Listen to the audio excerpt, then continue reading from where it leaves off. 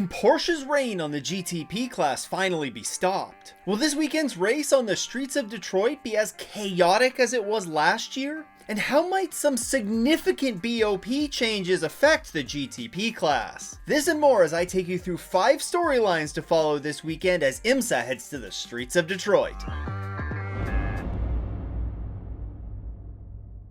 Now, it might be getting a little bit old to talk about, but we can't go into this weekend's race without talking about some impressive winning streaks that are alive in Imsa right now. Starting off with GTP and Porsche, and heading into what is the 5th round of the season at Detroit, Porsche has won every round that the GTP class has participated in. It all started with the number 7 Porsche Penske Motorsports 963 of Nick Tandy and Felipe Nasr winning the opening 3 rounds of the season at Daytona, Sebring, and Long Beach. And Porsche's dominance would continue into the last round at Laguna Seca. There, the number 6 Porsche Penske Motorsports 963 of Matt Campbell and Mathieu Jaminet came away with the win to keep Porsche's winning streak and unbeaten season alive. This weekend, Porsche are going to roll into Detroit looking to make it a perfect 5 for 5.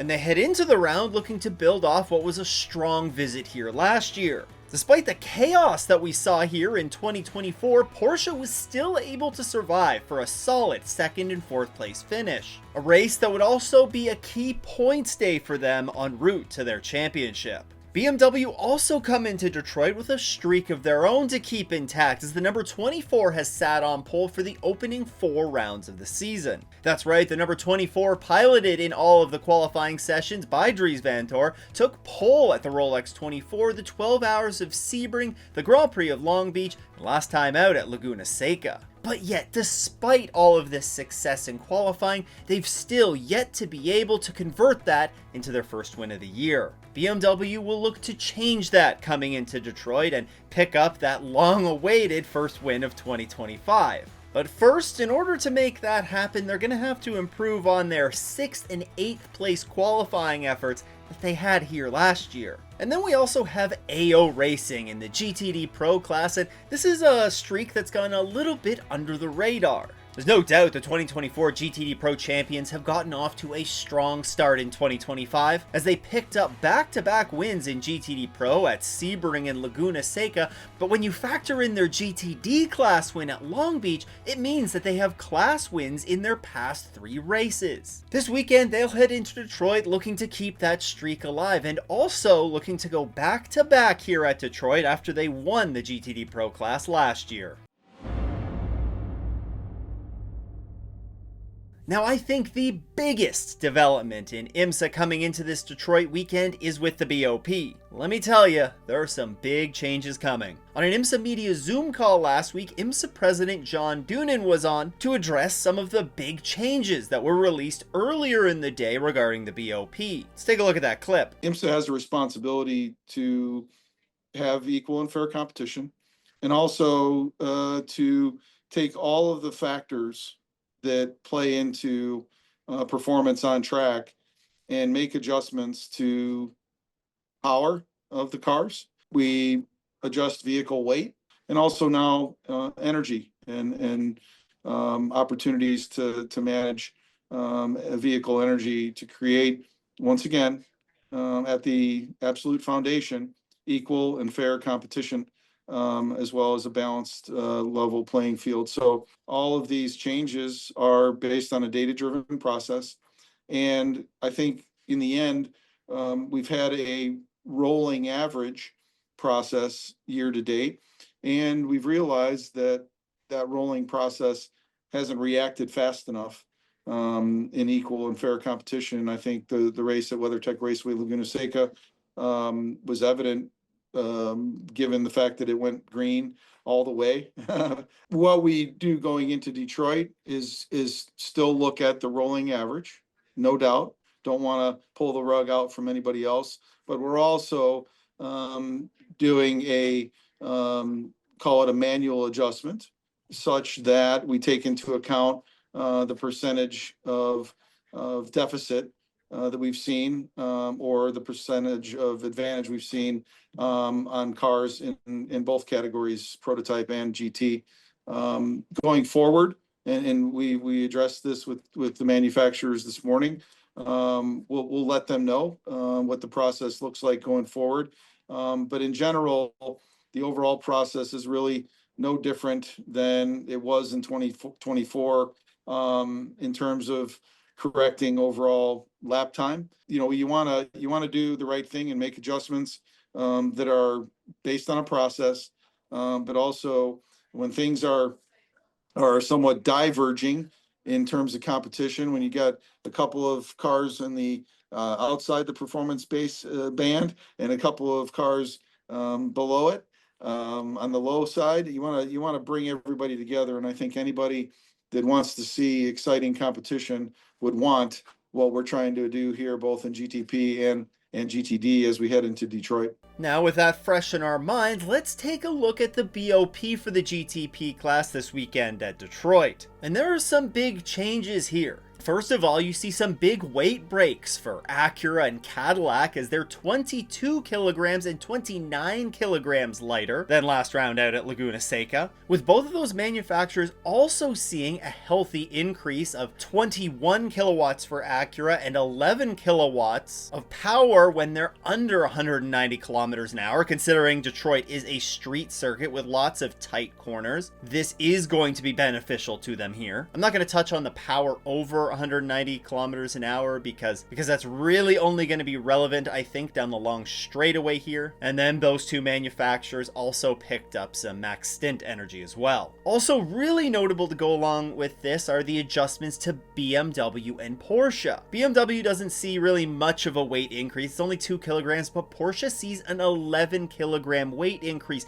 They are the heaviest car in the GTP class by a healthy margin. You also see some max power reduction for Porsche under 190 kilometers an hour, but there's a huge reduction for BMW. In fact, they'll have 27 fewer kilowatts available to them under 190 kilometers an hour than they had at Laguna Seca. Also, a healthy max stint energy reduction as well for BMW, down 18 megajoules. Now, generally speaking, I think Imsa does a really good job with their BOP. Sure, you're always going to have some cars that are slightly stronger at certain tracks than their competition, and if you have a team that's just doing a better job of extracting that pace out of their car, then that could make the results look a little lopsided as well. But at the end of the day, generally speaking, I think Imsa's done a good job with the BOP.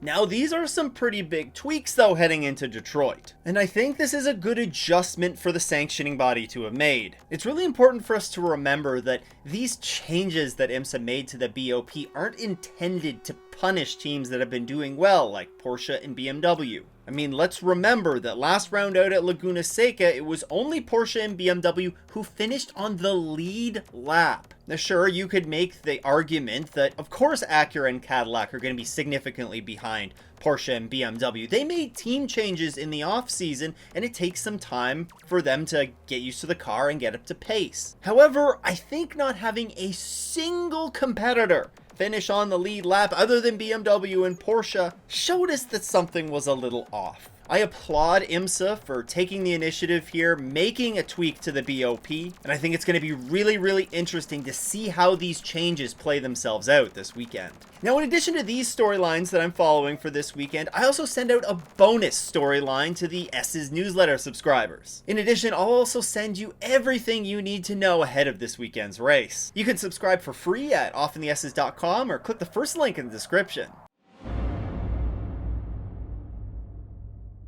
Now, one of the great things about the Imsa schedule is the diversity that we get on it. Vastly different tracks, races ranging from 100 minutes to 24 hours in length, and different classes competing at many of the races. This weekend when we head to Detroit, it will see Imsa head to arguably the track with the smallest car capacity on the entire calendar. And when I looked at the pit lane assignments for this weekend's race, there is not a spare spot on pit road. Now, because of this, only the GTP and GTD Pro classes will be present for this race. Now, I think this is going to be great. It's the only time all year long that we see only the GTD Pro cars on track without their GTD counterparts. And I think what this does is really gives this class a chance to shine. Some of the best racing on the grid so far this year has been in the GTD Pro class. Whether it was that elbows out battle at the Rolex 24, or the cleaner but equally as close racing that we saw at Sebring. Regardless of where it's been, this class has delivered. And we're going to see a healthy grid size too, with 11 GTD Pro cars on the grid this weekend. That's 10 regular full season entries and an additional one-off entry from Vasser Sullivan. Of those 10 full season entries though, 7 of them have been on the podium through the opening 3 rounds of the year. And the ones that don't have a podium yet, well, they're 3 pretty big names when it comes to Imsa. You have the number 4 Corvette, the number 9 Pfaff Lamborghini, and the 14 Vasser Sullivan Lexus. Yeah, that's a couple of past GTD Pro champions, and Corvette, who has a pretty decorated history in Imsa as well. So you gotta feel pretty good about those cars getting on the podium at some point this year. Look, what I'm trying to say here is that this race will be a great opportunity for GTD Pro to showcase what it can do without having to worry about navigating around some GTD traffic. I think that's going to give us even better battles than what we've seen so far this season, and I personally can't wait to watch these cars this weekend.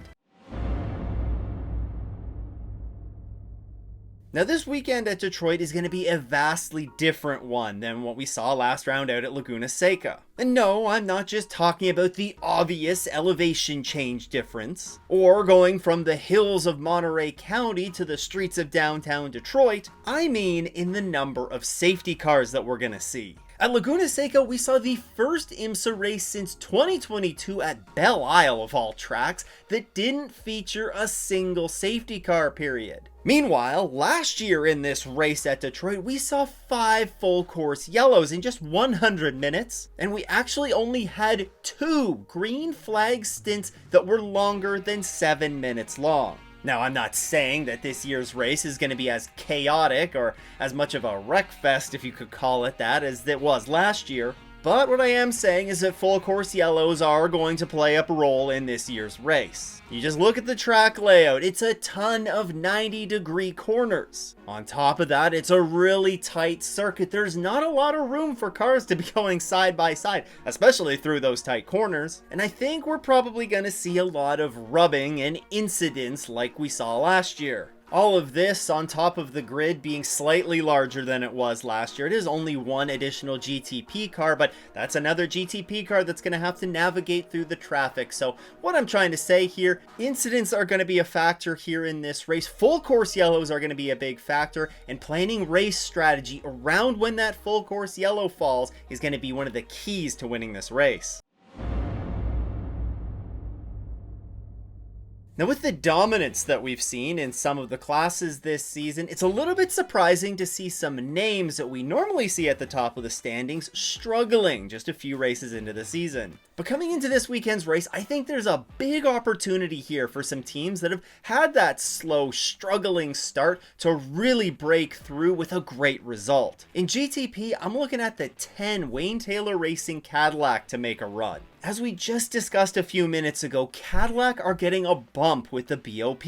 And on top of that, the duo of Felipe Albuquerque and Ricky Taylor emerged victorious here last year. Now, a lot has changed from last year to this year, and Wayne Taylor Racing has largely struggled with the switch to Cadillac machinery. But we did see the 0-1 Cadillac show really good pace in this race last year with a 3rd place start and finish. And with the race looking like it's probably going to be a chaotic one, I would lean on the experience of Wayne Taylor Racing and their drivers to pull out a good result for the team here in Detroit. In GTD Pro, I think this is Vasser Sullivan's time to shine. They won out on the streets of Belle Isle a couple of years ago, and last year in Imsa's return to downtown Detroit, they finished 2nd, only behind AO Racing. Now, the team has certainly gotten off to a poor start to their season as they find themselves last in the GTD Pro standings among the full season teams, but given their past history of strong performances at street circuits as well as in this race last year, I think this is a great opportunity for Vasser Sullivan to get the monkey off their back and pick up their first GTD Pro win of 2025. Now, speaking of first wins of 2025, Meyer-Shank Racing